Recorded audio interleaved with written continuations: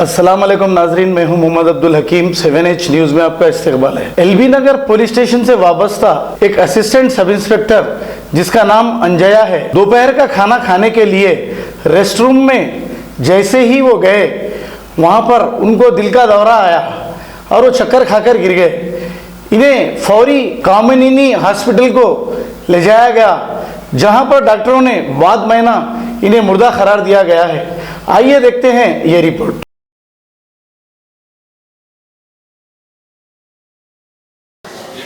తీసుకో వెళ్ళిపో.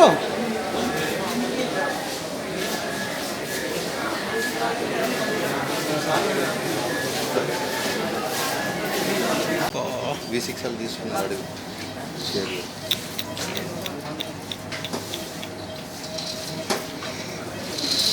భయ్యా భయ్యా